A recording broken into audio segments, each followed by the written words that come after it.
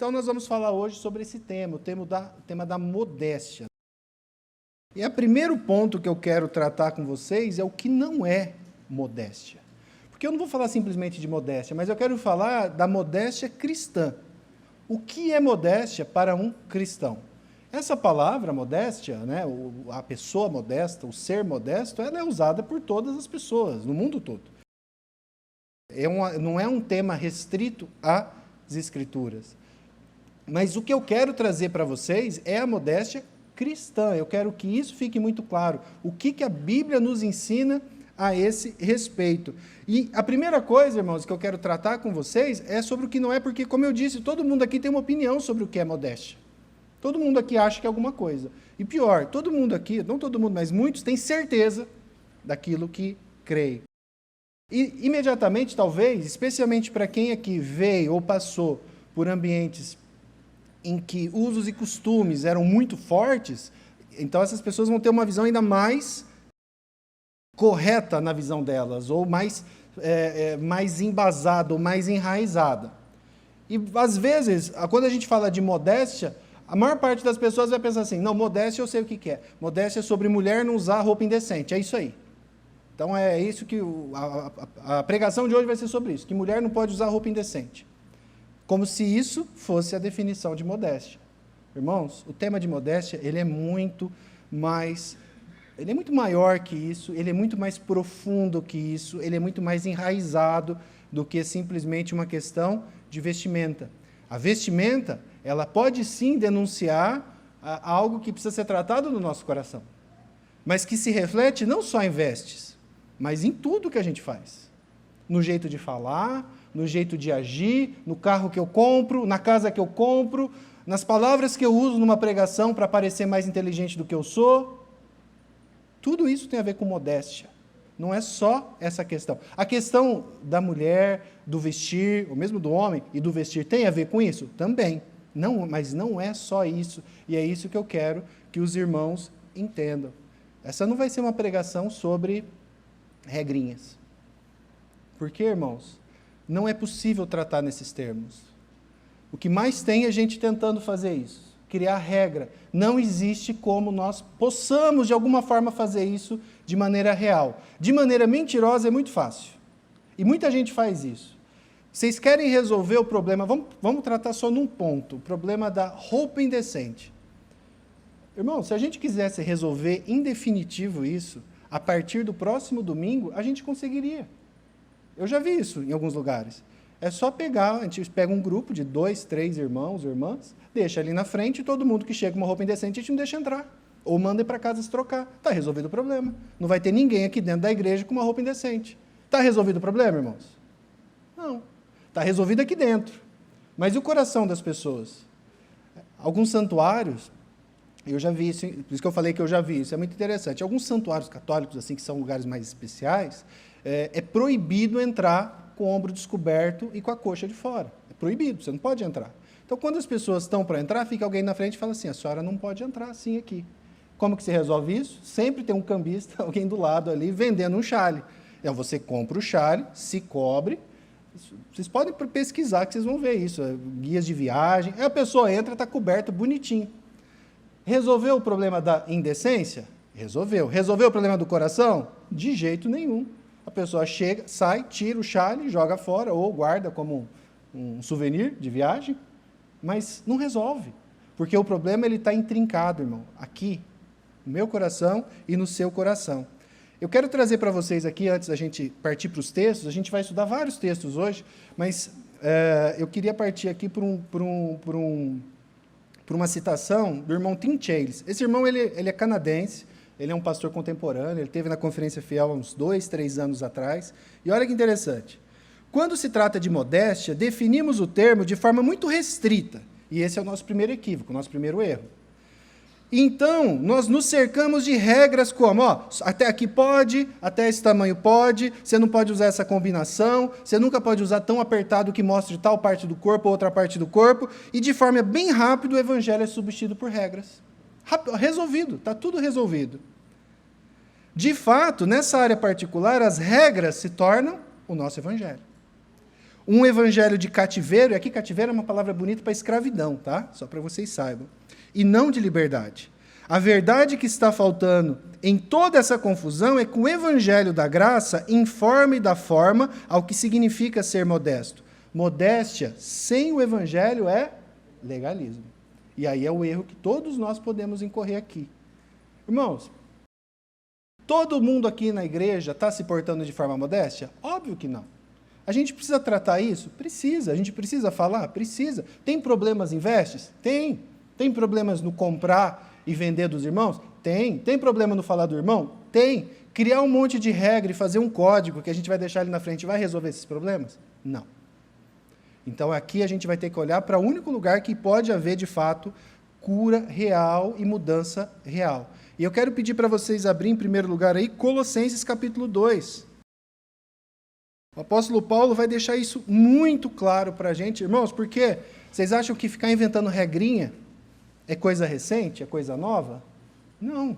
Pela graça de Deus, os irmãos que têm participado dos grupos nas casas, estão estudando o livro de Colossenses e tem sido uma benção, pelo menos para mim tem sido, eu, escutando e conversando com os irmãos, tem sido muito bom.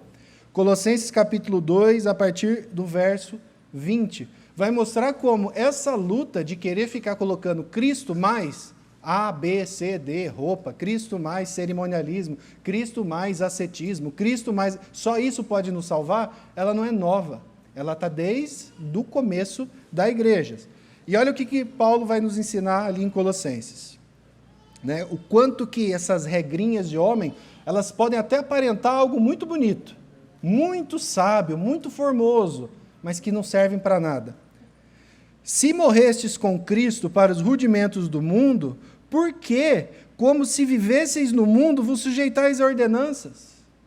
Eu pergunto para você, você morreu com Cristo? Você ressuscitou com Cristo?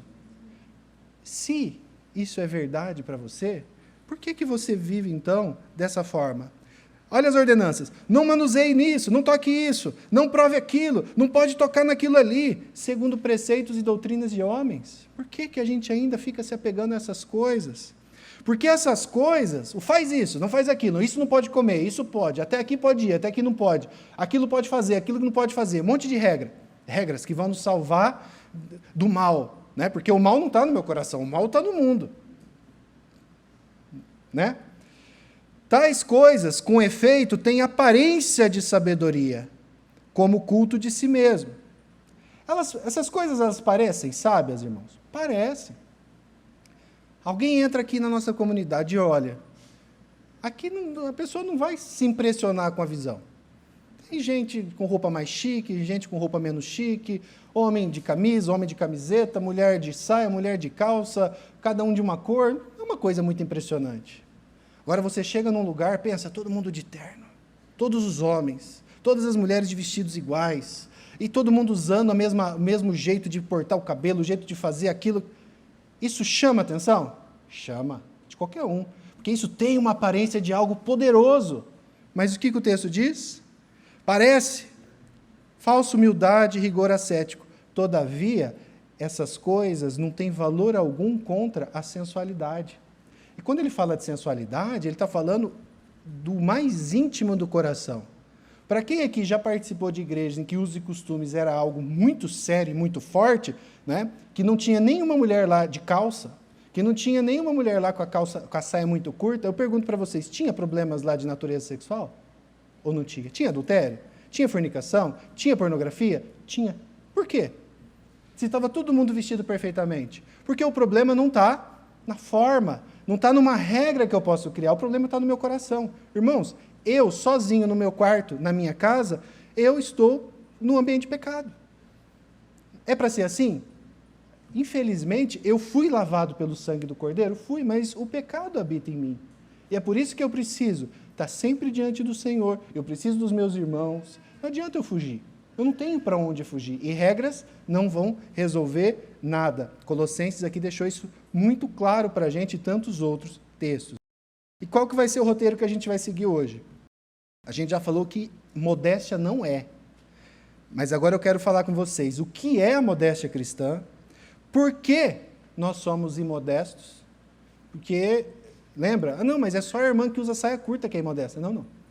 Fique tranquila, porque todo mundo aqui, de alguma forma, vai ver que nós dificilmente podemos bater no peito e falar, aqui vai um homem modesto.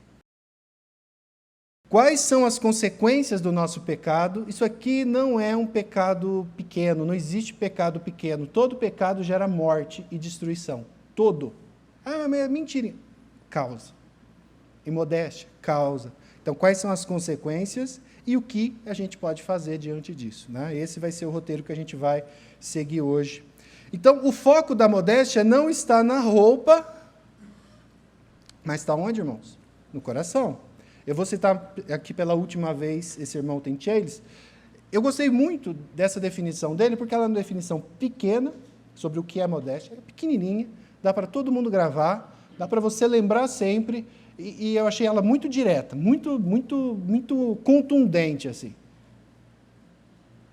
Modéstia é a virtude que mostra amor ao próximo e glorifica a Deus por meio de um vestir, no caso aqui ele está usando a questão da vestimenta, ele mesmo fala nos artigos, né, que isso se aplica a todas as áreas da vida, mas a gente vai aplicar mais um pouco em relação a isso, por isso que eu usei o texto como ele colocou, e glorifica a Deus por meio de um vestir de forma apropriada. Modéstia é a virtude que mostra amor ao próximo e glorifica a Deus por meio de um vestir, de um agir, de um comprar, de um falar, de forma apropriada. Esse é o conceito. É isso que eu tenho que olhar. A roupa que eu uso tem glorificado a Deus, ou quando a pessoa olha para mim, ela se afasta de Deus? O carro que eu comprei sem ter dinheiro, ele glorifica a Deus? Vocês entendem? É muito fácil aqui, irmãos, a gente falhar nesse ponto. É muito fácil. É muito fácil a gente se deixar enganar. E aqui a gente está falando de coisas sérias. Vamos agora para 1 Timóteo, capítulo 2, que aqui é um dos trechos mais conhecidos acerca desse tema. 1 Timóteo, capítulo 2, verso 8 a 10. Lembrando aqui, Paulo está escrevendo essa carta pastoral para Timóteo, né, que era o seu discípulo. Timóteo era um pastor jovem. A igreja onde ele estava, nesse momento aqui em que ele escreve a Epístola a Timóteo, a igreja que Timóteo estava era ali em Éfeso, né, na Ásia Menor. Éfeso era uma cidade riquíssima, a gente tem estudado em Colossenses, que é da Ásia Menor. Éfeso era uma cidade muito rica, as pessoas que estavam se convertendo, muitas eram pobres, a maioria, mas havia muitas mulheres, e muitas mulheres ricas nesse contexto, e Paulo ali está mandando orientações sobre como se deve proceder na igreja de Deus, coluna e baluarte da verdade. Ele vai falar isso em um outro momento. E quando Paulo escreve isso a Timóteo, ele está colocando aqui várias exortações e admoestações. Então, ele chama atenção e ele ensina. Ele chama atenção e ele ensina de algumas situações que estavam acontecendo realmente naquele local. E aqui ele vai dizer o quê? Eu fiz questão de colocar o verso 8, que é o verso que fala dos homens também, porque é uma sequência. Quero, pois, que os homens orem em todos os lugares, levantando mãos santas, sem ira e sem animosidade. Da mesma forma que as mulheres, em traje decente, se enfeitem com modéstia e bom senso, não com tranças no cabelo, ouro, pérolas, roupas caras, porém com boas obras, como convém a mulheres que professam ser piedosas. O que Paulo está fazendo aqui em relação ao cuidado daquela igreja? Ele está trazendo contrastes para nós. Um pouco antes desse texto aqui, foi inclusive o texto que o irmão Gabriel leu hoje de manhã na abertura. Paulo estava falando para que a igreja, para que orasse pelos líderes, os governantes, para que tudo corresse bem. Naquele contexto, pedir isso para a igreja não era algo simples. Se hoje não é, irmãos, se hoje a gente fala assim, vamos todos orar pelo nosso presidente da República, eu sei que vai ter confusão. Ah, mas é porque é o presidente atual. Não, se fosse na presidente atual, anterior, se fosse no outro, sempre teria confusão. Mas aqui é uma ordem, nós temos que orar pelos nossos governantes. Então, isso aí já era algo que Paulo estava orientando eles a fazer. Poderia gerar confusão? Poderia. Teria gente que ia ficar irritada? Teria. Tinha gente ali que já estava muito irada e nervosinha? Já tinha. Aí ele prossegue: quero, pois, que os homens orem em todos os lugares, levantando mãos santas e sem ira e sem animosidade. Por que ele está escrevendo isso? Porque muito possivelmente naquela igreja estava tendo problemas de homens ali, que ao invés de se comportar de maneira cristã, no sentido de estar orando de maneira pura, de maneira calma, de maneira tranquila, com amor em todos os lugares, eles estavam agindo de forma irada e com animosidade. O que é animosidade? É de forma irritada, nervosa, brava. Então, irmãos, aqui é um contraste. Não seja irado, cheio de nervosismo, brigando com todo mundo, não é isso. O que você tem que fazer é orar em todos os lugares com mãos santas. Então, aqui é uma exortação para os homens, trazendo um contraste. Mas daí ele vai para as mulheres. E o problema da igreja em relação aos homens era ira, animosidade. Em relação às mulheres, naquele contexto de Éfeso, para o qual Paulo estava escrevendo, era outro. Qual? A questão da vestimenta. Ali era um problema muito sério que precisava ser tratado. Lembra que eu falei? Éfeso era uma cidade muito rica, e muitas mulheres ricas estavam se convertendo e indo ao Evangelho. Dentro daquele contexto, e aqui eu estou falando não só baseado no que as Escrituras estão falando, mas com base em literatura da época. Os próprios filósofos pagãos, eles questionavam e eles criticavam o excesso de gasto das mulheres da época com vestimentas e roupas e frisados de cabelo. Quando ele fala de frisados de cabelo aqui, é bem interessante que na história, esses frisados de cabelo eram de fato cabelos altos, grandes, penteados, com fios de ouro. Era uma coisa muito portentosa, uma coisa que chamava a atenção. E isso, irmãos, isso é bem relatado pela história, pelos outros escritores que não são bíblicos, mas que criticavam aquilo. O fato é que o mundo influencia a igreja. E muitas mulheres da igreja poderiam ainda estar influenciadas por aquilo, e não só isso. Muitas mulheres recém-convertidas, ou que se converteram há pouco tempo, os irmãos entendem que essa carta aqui pode ter sido escrita, que a igreja de Éfeso tinha sido fundada pouco menos de 10 anos antes dessa carta ser escrita. Muitas irmãs estavam se convertendo e trazendo seus costumes, e às vezes elas não tinham ouvido aquilo. Nunca ninguém tinha conversado sobre isso. E Paulo, ele vai trazer aqui um contraste. Ele não está proibindo as mulheres de se vestirem bem. Ele não está proibindo as mulheres de se arrumarem, de ficarem bonitas. Irmãos, tem grupos que, geralmente são grupos legalistas, que tendem a achar que Deus ama o feio. Então se vista da forma mais horrível possível, porque isso glorifica a Deus. Irmãos, se Deus gostasse de coisa feia, Ele não teria feito o mundo como Ele fez. Deus fez as coisas belas do mundo, foi Ele que fez uma a uma, Ele teve cuidado. Irmão, se a gente pega uma abelha minúscula, você vê um cuidado ali, não só funcional, né, porque aquele serzinho funciona em todos os aspectos, mas de cuidado de beleza com tudo. E isso que nós estamos falando no mundo caído. Nós não temos noção do que era antes da queda. Deus ama a beleza, Deus se preocupa com a beleza. Mas qual é a questão que Paulo traz aqui para essas mulheres? Onde estava o coração delas? Traz esse conflito. Ele fala, irmãs, sabe qual que deve ser o foco de vocês? Já que vocês estão lutando com isso? Não é o frisado do cabelo, não é a pérola, não é o ouro. Onde que tem que estar o coração de vocês?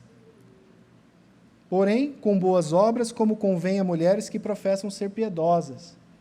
Quando o coração dessas mulheres, ao invés de focar naquilo que era externo, passa a focar naquilo que é interior, como convém a mulheres que creem no Evangelho, ou seja, crendo de fato no Senhor, naturalmente, isso vai fazer com que essas mulheres sejam mulheres piedosas e que busquem, através de boas obras, para glorificar a Deus, e capacitadas pelo Senhor, servi-lo. E aí isso vai levar naturalmente ao quê? A um proceder de forma modesto e com bom senso. Vocês entendem? Aqui é tirar a cabeça de um lugar e pôr em outro. Agora, proibir a entrada. Aqui não pode entrar mulher com cabelo com friso. Resolve? Aparentemente sim. Mas Paulo ele não está satisfeito com simplesmente proibir determinados comportamentos. Ele aponta, ele indica, ele informa, e é isso que a gente faz aqui. Que a gente fala, existe um problema, esse problema precisa ser tratado, mas ele deixa claro que a única solução para resolver esse problema é qual? Para que essas mulheres vivessem a vida de Cristo na vida delas. Piedade. Piedosas, boas obras, bom senso e modéstia. Essa palavra modéstia, para vocês terem uma noção, ela só aparece aqui. Em toda a Bíblia, né, e no grego, ela só aparece nesse contexto. Então, assim, nessa frase aqui. Então, é algo muito específico, mas é algo que vai ser fruto natural de um coração convertido. E por isso, onde que a gente tem que buscar a nossa mudança? Em Cristo. É só ali que a gente vai poder fazer isso. Não há uma proibição, mas uma exortação àquilo que verdadeiramente importa. Esse é o grande ponto.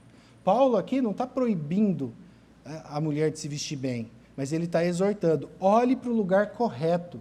Olhe para o lugar correto. Preste atenção. Olhe para Cristo. E você vai ser mudado. Eu posso arrancar todas as folhas de uma árvore, porque eu não gosto das folhas daquele jeito. Elas vão crescer de novo. Se eu quiser, eu tenho que arrancar a árvore toda e plantar outra. Não tem como fingir resultado. Quando nós enxergamos dessa forma, a gente entende que esse assunto não é um assunto só feminino, mas ele é um assunto que atinge a homens também. A questão é que quando a imodéstia aparece nas mulheres, às vezes é muito evidente, muito claro, é muito...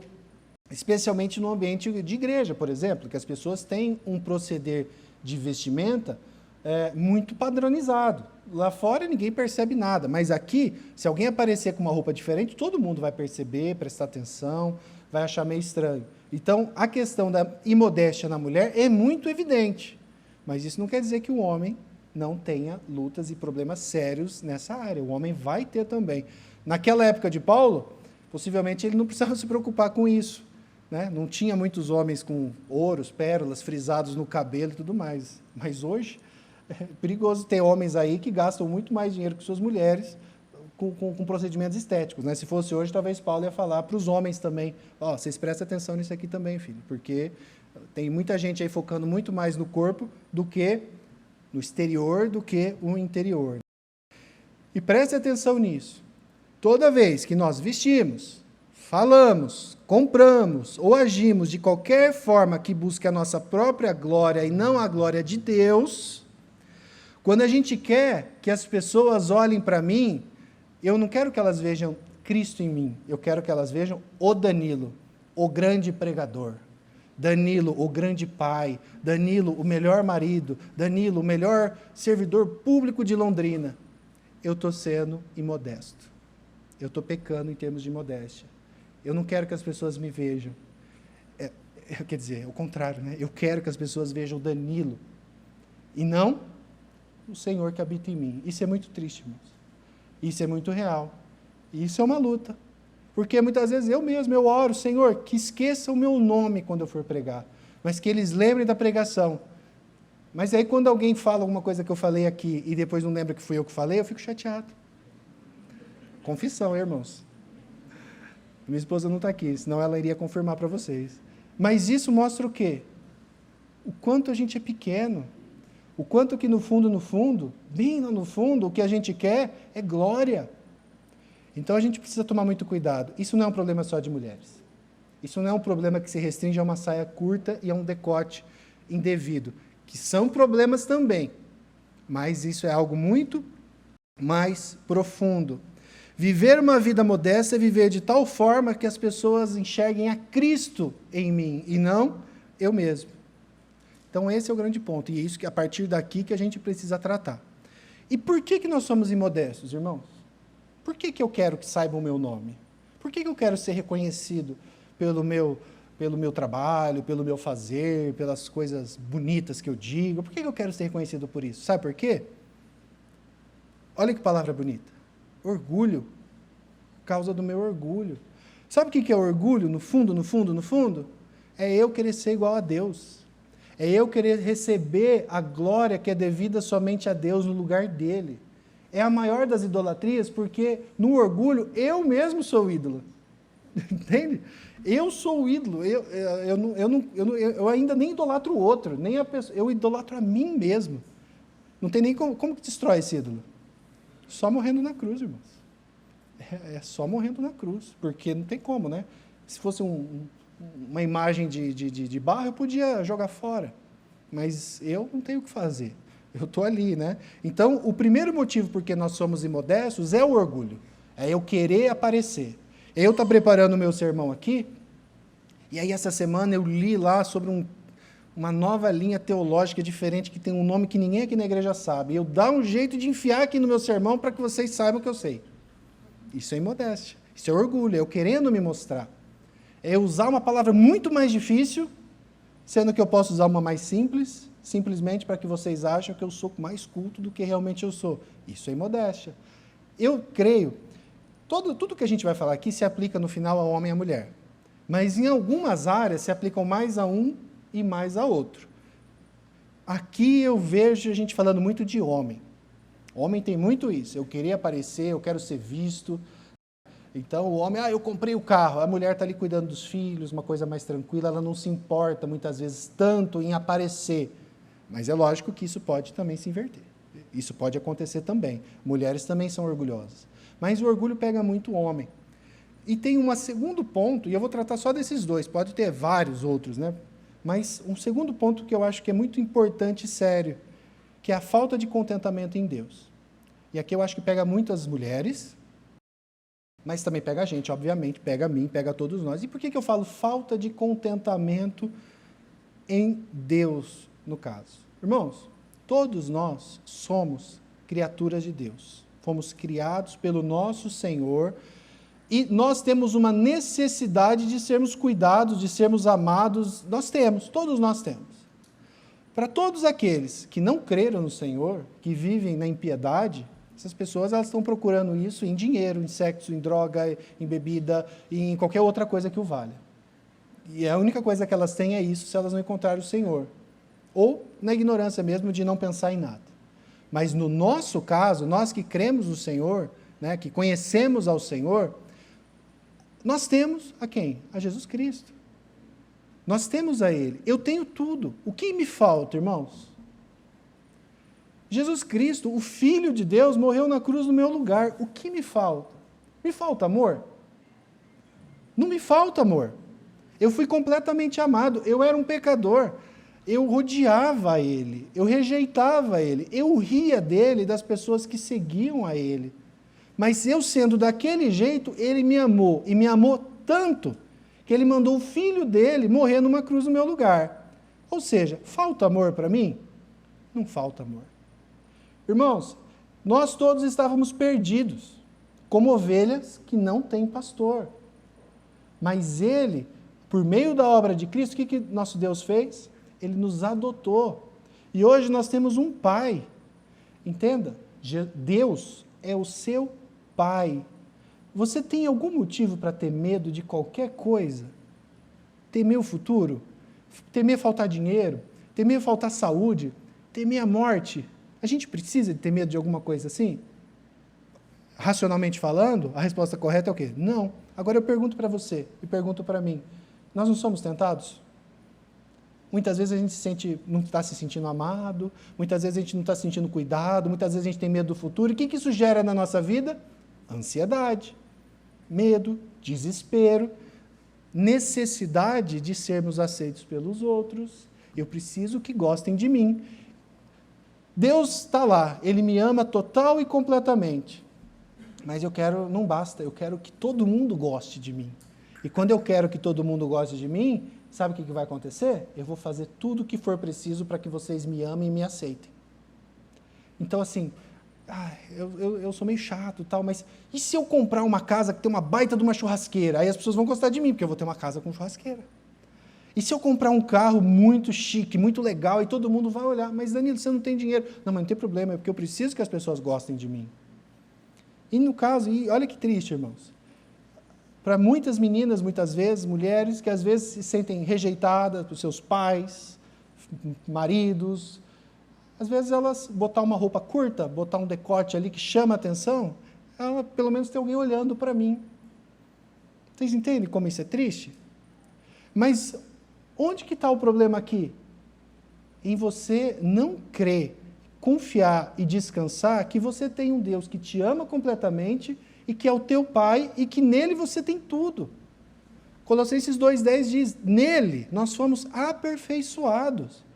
Você não precisa se preocupar em ficar mendigando a atenção de ninguém. Você não precisa se preocupar em ficar mendigando, me ajuda, eu quero ser visitado, eu quero ser visto, eu quero ser chamado, eu quero que seja citado, eu quero ser um influencer, eu quero ser amado. Irmãos, se você creu no Evangelho do nosso Senhor Jesus Cristo, você já tem um Pai que te ama completamente, totalmente. É crer nisso, confiar nisso, que vai tirar de você essa necessidade de ser visto. Tanto faz se eu estou com uma roupa de marca, tanto faz qual é meu carro, tanto faz se ninguém me olhar, tanto faz se eu chegar aqui um dia na igreja e todo mundo virar a cara para mim, tanto faz se um dia minha esposa estiver de cara virada e brigar comigo, tanto faz, não que eu estou falando que eu vou desprezar vocês, não é isso, mas eu sei que o Senhor está comigo, o Senhor está comigo, e aí eu pergunto, você crê nisso, irmão? Porque pode ter alguém aqui que ainda não creu que Jesus Cristo morreu por ele na cruz, e se você não creu, aí eu não tenho o que falar para você. Aí o que eu tenho a dizer é, trabalhe muito, ganhe dinheiro e gaste ele da forma como você puder, porque no final você vai morrer e vai para o inferno. Mas se você creu, se você sabe, você percebe que essa vida não tem sentido sem Cristo, sem Deus, sem o Eterno, e que você necessita dele, você precisa dele, e que você é um pecador, entregue a sua vida a Cristo, clame a Ele. Senhor, eu não quero, eu quero ser teu filho, eu quero me sentir teu filho, eu quero me sentir seguro no Senhor, eu não quero ficar mais mendigando a atenção de ninguém, eu quero viver para o Senhor. Irmãos, aqui é o começo de tudo. Uma compreensão de que você tem um Pai que vai cuidar de você, que vai te prover, que vai te sustentar, até se você morrer. É isso aqui que traz para nós o quê? Paz. É isso aqui que destrói a ansiedade. É isso aqui que destrói o medo do futuro. Porque a gente pode morrer. A gente pode sofrer, mas até no pior momento Ele vai estar conosco. Então, entendam, eu acho que aqui é onde a gente precisa atentar. Muitas vezes, então, nós estamos pecando porque nós somos orgulhosos, isso nos leva à imodéstia. E porque nós queremos atenção, isso nos leva também à imodéstia. Porque eu vou fazer o que for preciso para que olhem para mim. Ainda que eu bote uma roupa decotada, ainda que eu bote uma roupa justa, ainda que eu compre um carro que eu não tenho dinheiro para pagar, mas o que importa é, olhem para mim, eu preciso ser amado. Você precisa entender que Deus te ama, se você crê que Jesus Cristo morreu na cruz no seu lugar. E se Ele te ama, você não precisa de atenção de ninguém. Quando isso acontece, quando a gente tem esse discernimento, essa visão, aí quando eu olho para o meu irmão, quando eu olho para a minha esposa, o que eu vejo não é alguém que precisa me servir. É alguém que eu quero servir. Quando eu estou cheio de Cristo, eu estou cheio de Deus, eu estou transbordando, eu não estou necessitando. Esse é o caminho. Por que esses homens, a gente vê Paulo foi cortar a cabeça dele, um tempo depois ele escrever isso. Enquanto, um pouco antes ele estava escrevendo outra carta para Timóteo depois dessa. Por que esses homens queriam? Eles estavam se sentindo tão, ainda que pecadores, igual a mim e a você, mas eles se sentiam tão cheios do Espírito Santo que eles precisavam extravasar. É por isso que a gente evangeliza, é por isso que a gente discipula, é por isso que a gente eu quero andar junto com vocês. Porque eu não quero sugar, eu quero oferecer aquilo que eu recebi de graça. E esse é o grande ponto, acho que é isso que a gente precisa tratar. Né? Quanto menos nos satisfazermos no Senhor, né, o resumo aqui, mais a gente vai buscar satisfação onde? Em criaturas.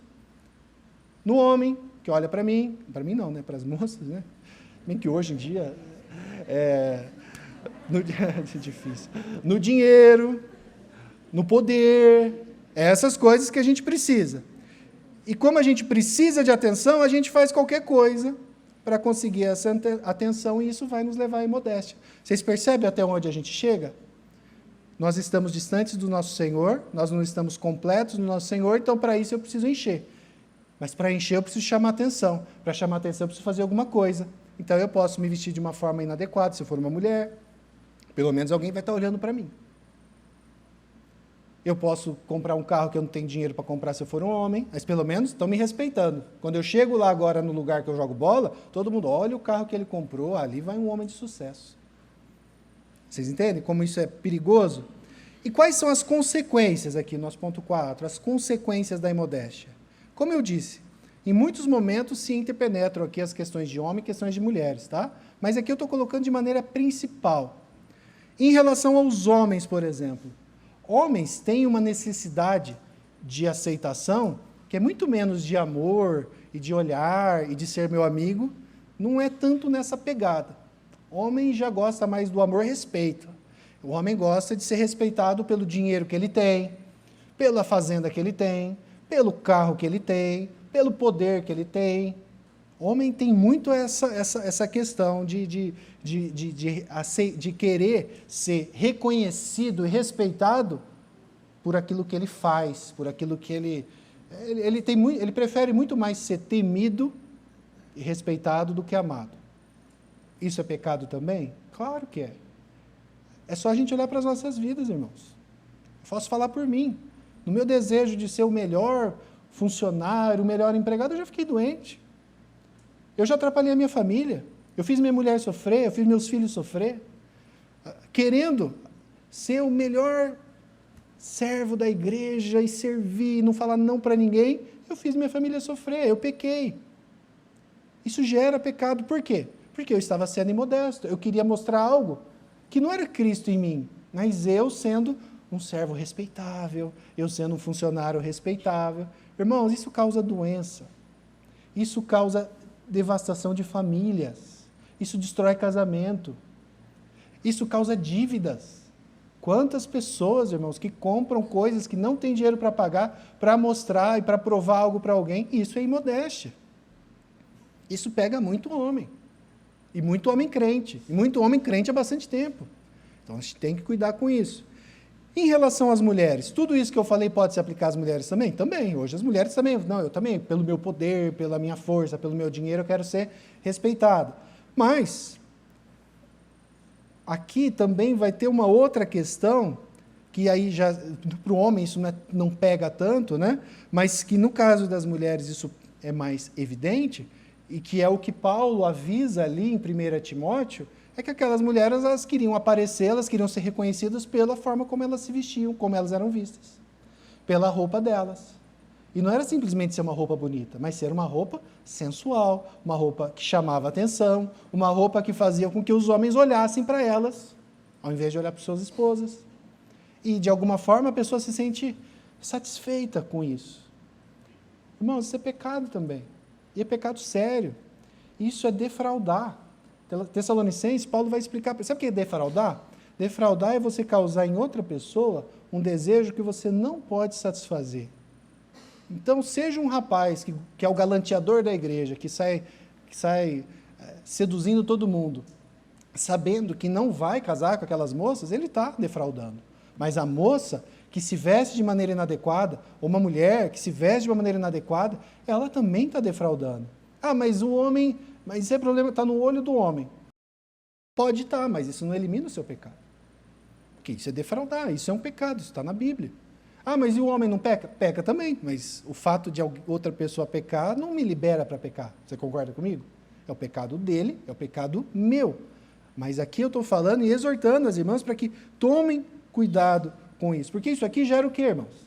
A defraudação, que é um pecado por si só, a imodéstia já é um pecado por si só, mas isso aqui pode causar problemas de natureza sexual os mais diversos, fornicação, adultério, a gente sabe.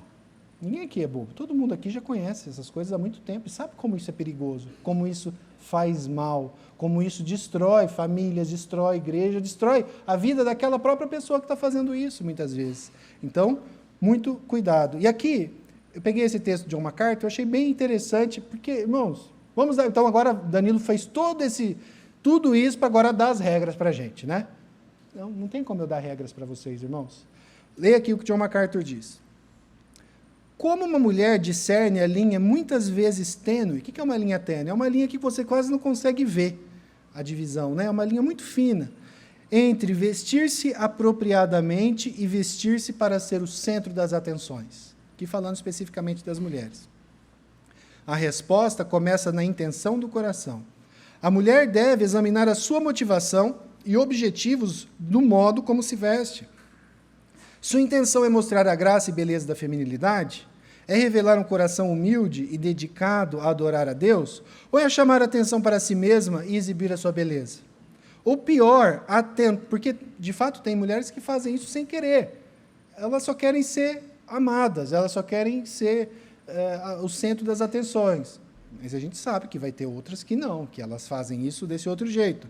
Tentar atrair os homens mesmo sexualmente. Pode ter também.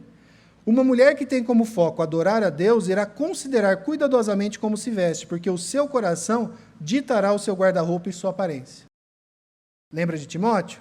O foco não tem que ser a roupa, o jeito que você se veste. O foco tem que ser o seu coração.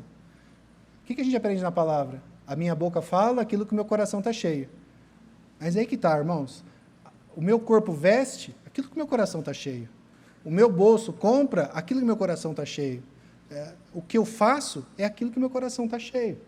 Então, em qualquer dos casos, o imodesto, ele nunca é conhecido pelo seu caráter cristão. Entendeu? O caráter cristão, ele sempre está em segundo lugar. O imodesto, assim, é aquela pessoa que você olha assim, você conhece o fulano? Fulano? Quem que é? Ah, é aquele rapaz. Se você andar na Ayrton Senna, domingo de manhã tem muito. É aquele senhorzinho velho lá que comprou um carro importado, conversível, pintou o cabelo de acaju e ele fica lá. Ele tem 60 anos, acha que tem 40, né, e se veste como se tivesse 20.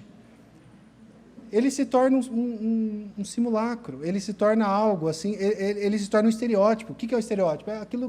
É como se fosse assim, ele se torna aquilo que ele gostaria de ser, mas ele não é. Ele é um velho que deveria refletir, às vezes um cristão, que deveria refletir a glória de Deus na vida dele, mas no final ele acaba sendo conhecido por isso. Ah, é aquele senhorzinho lá que fica andando como se fosse um jovem. É triste isso, mas muitas vezes a gente é conhecido por isso. Quem que é? Danilo é aquele rapaz, lembra aquele um que não participa dos rachas de comida quando a gente faz? Aquele bem mão de vaca? É aquele lá. Quem que é a irmã? A irmã é aquela uma do decote. Irmãos, eu estou falando, isso é sério, mas assim, a gente acaba se tornando aquilo que a gente quer tanto aparecer. O grande foco é o quê? Vamos voltar lá no começo do nosso estudo. O que é modéstia? Eu, através do meu vestir, falar, agir, seja lá o que for, permitir que as pessoas, ao olharem para mim, enxerguem a Cristo. Não o meu carro, não a minha roupa, não o meu corpo, não o meu aquilo ou aquilo outro, mas enxerguem a Cristo. Se você está agindo dessa forma, Cristo não está sendo visto, irmãos. Está sendo visto a sua vontade de parecer mais inteligente do que você é, a sua vontade de ter o carro que você não tem, a tua vontade de mulher, no caso, de se aparecer muito sexualmente, é isso que está aparecendo. Mas Cristo não está aparecendo. Sempre quando Cristo não está aparecendo, a gente está vivendo de forma imodesta. Imodesta. Então, cuidado e cuidemos com isso, todos nós, né? E o que a gente faz, irmãos? Graças a Deus que tem solução. O que a gente pode fazer? A solução não está em você, não está em mim, não está no caderninho de regras, que a gente não vai fazer. A gente não vai fazer esse caderninho de regras, né? Somente em Cristo vai ter real satisfação. Você se sente sozinho? Você se sente não cuidado? Se você é um cristão, você está sentindo errado. Você está sendo tentado e você está caindo em tentação. Porque se você creu que Jesus Cristo morreu na cruz no seu lugar, você tem um Pai que vai cuidar de você até o último momento da sua vida e quando você morrer, Ele vai te receber na glória para toda a eternidade. Você não precisa ter medo de nada. De nada. Nem se você estiver preso, nem se você estiver sendo perseguido, nem se você não tiver comida para amanhã. Você não precisa desesperar, porque você tem um Pai. Se você tem um Pai que cuida de você, para que esse desespero? Em querer ser notado, visto, amado, querido. Irmãos, e quando a gente fala de época de redes sociais, aí você pegou um problema que era um problema individual e transformou num problema, potencializou ele de maneira extraordinária, que a gente nem tem noção do que vai acontecer. Especialmente quando a gente fala dos nossos filhos. A gente não sabe a necessidade de aprovação, que antes era uma necessidade para os meus familiares, meu pai, minha mãe, minha esposa e a turma aqui da igreja. Umas 200 pessoas que eu conheço. Agora não. Agora eu tenho que ser aprovado pelo mundo inteiro. E se eu falar uma abobrinha, me cancelam ainda. Olha o peso que é isso. Então a gente tem que entender que é em Cristo que nós vamos encontrar satisfação. Se amanhã cancelarem todas as minhas redes sociais, beleza, não tem problema, porque, irmãos, vai acontecer uma hora ou outra conosco. Se a gente se manter fiel, vai chegar uma hora que esse púlpito aqui vai estar fechado para o YouTube, Instagram, Facebook, ou seja lá o que for. É natural. E a gente não tem que ficar desesperado com isso. O nosso Deus, nosso Pai, vai estar com a gente, seja lá quando for. Adotados por Deus, por causa da obra de Cristo, encontramos no Senhor todo o amor e segurança que nós precisamos. E a partir dessa compreensão, eu vou analisar a mim mesmo. Senhor, onde que eu tenho falhado em relação a isso? Senhor, onde que eu estou refletindo não o Senhor, mas a mim?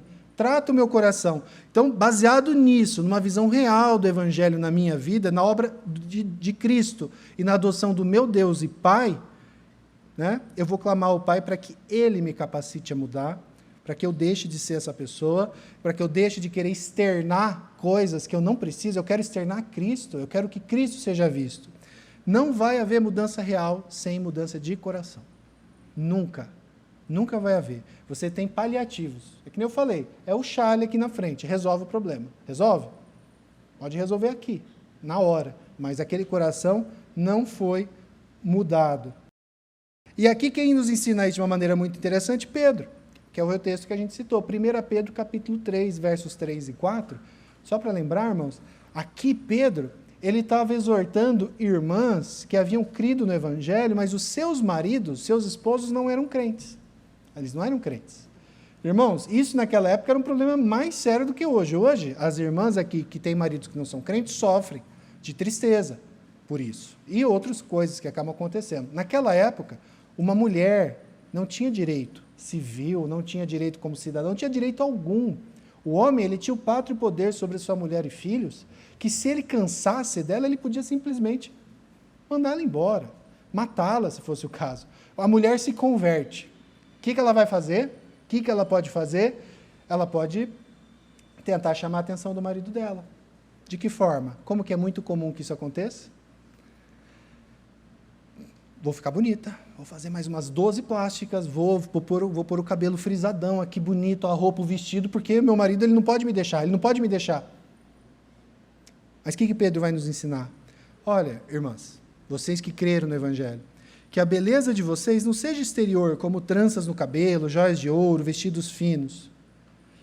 Pode ter, mas isso aqui não vai ser o foco. Mas que ela esteja no ser interior, uma beleza permanente de um espírito manso e tranquilo, que é de grande valor diante de Deus. Sabe como que você, nesse caso, Pedro está falando para essas mulheres, sabe como que você vai evangelizar o seu marido? Não é usando a sua melhor roupa, não é focando nisso, não é sendo a bonitona para ele, porque se for só por beleza, a gente sabe que acaba, mas você tem que mostrar Cristo para ele através da sua vida. Você tem que mostrar Cristo para ele através da sua vida. Isso aqui sim é o evangelismo verdadeiro. E você vai falar daquilo que você vive de fato. Quando Cristo, que habitava nessa mulher, fosse visto por meio do seu santo proceder, que reflete uma beleza permanente, um espírito manso e tranquilo, que foi o que ele falou, aí sim haveria verdadeira modéstia. Porque o marido ia enxergar quem naquela mulher? Cristo. Ah, mas podia acontecer dele não ser salvo? Podia. Mas você simplesmente se vestir bem também não ia resolver muita coisa. Porque a hora que ele cansasse, ele trocaria também. Né? Ele é um ímpio. Ele não tem nenhum tipo de compromisso, ele não precisa ter. E aí, irmãos, eu queria só fazer algumas aplicações. Né? Já foi um estudo bem prático por si só, mas eu queria fazer algumas aplicações aqui. A primeira é, julgue a si mesmo. Irmãos, tudo isso que a gente falou aqui, é só um pontapé inicial. Foi para mim, enquanto eu estava preparando, espero que seja para vocês. Para que vocês cheguem em casa e analise a você. Você se coloque diante de Deus em oração e pense, Senhor, eu tenho refletido a Cristo no meu vestir, no meu falar, no meu comprar, no meu negociar? Mostra isso para mim, Senhor. Porque eu sei que muitos aqui, irmãos, às vezes estão agindo de maneira imodesta e não estão percebendo. Clame ao Senhor. Eu duvido que tenha uma pessoa aqui que possa falar, eu não tenho problema. Todo mundo aqui vai ter. Clame ao Senhor. Ore. Peça a Ele. Se você está tendo luta, se o Senhor começar a tratar com você, se você for casado, converse com sua esposa. Esposa, converse com seu marido. Se ainda isso prosseguir, se você quiser conversar com irmãos mais experientes na fé, não é ficar se abrindo para todo mundo, não. Trate isso com irmãos mais maduros, mas trate, irmãos.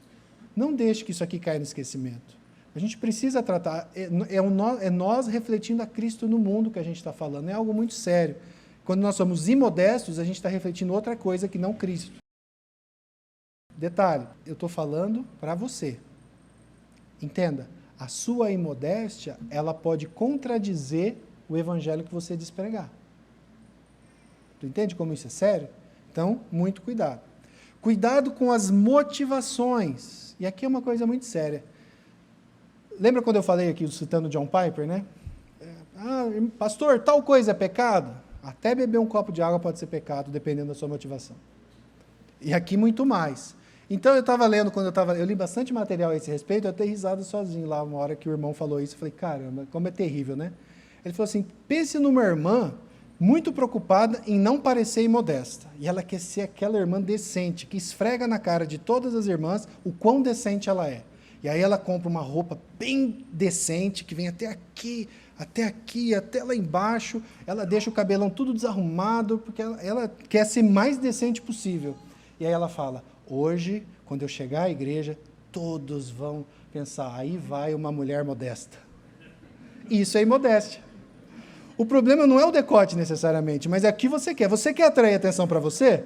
Então até a roupa decente, quando você veste ela para chamar a atenção dos outros e não de Cristo, ela acaba se tornando um ídolo da sua imodéstia. Então, assim, irmãos, aqui a coisa é mais complicada. Trate das suas motivações. Sabe qual que deve ser a sua motivação? Honrar a Deus. Honrar a Deus com sua roupa, com o carro que você compra, com tudo. Então, sempre quando você for tomar suas decisões, faça isso se colocando diante de Deus. E, por fim, e muitíssimo importante, porque eu acho que muitas vezes a gente peca mais no juízo temerário do que no problema da modéstia, muitas vezes. O que é o juízo temerário? É julgar o próximo de maneira errada. É o julgar rapidamente. É o me colocar numa posição de superioridade. Tem um exemplo bíblico muito claro de juízo temerário e que, infelizmente, é muito comum para todos nós que somos cristãos, que é aquele fariseu que diz, obrigado, Senhor, porque eu não sou como esse. Obrigado, Senhor, porque eu não me visto como essa mulher que parece uma prostituta. Obrigado, Senhor, porque eu não compro carro e fico endividado como aquele trapalhão ali. Isso é farisaísmo, irmãos. Isso é pecado também. Então eu não posso olhar, eu não posso ver. Posso e devo, porque muitas vezes eu, por amor cristão, eu vou exortar o irmão. Mas sempre, irmãos, nunca se esqueça disso. Sempre quando você olhar para o pecado do outro, você nunca pode se colocar numa posição de superioridade. Obrigado, Senhor, porque eu não sou como ele. Mas se você tiver tido vitória naquela situação, o que você tem que fazer? Senhor, graças eu te dou, porque o Senhor me deu vitória nisso, me ajuda a ajudar o irmão. O sentimento correto quando o irmão nosso está em pecado é misericórdia.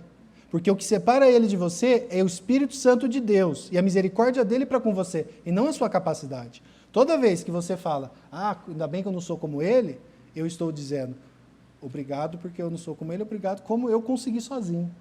No fundo, eu estou chamando a atenção para mim. Estou sendo o quê? Imodesto.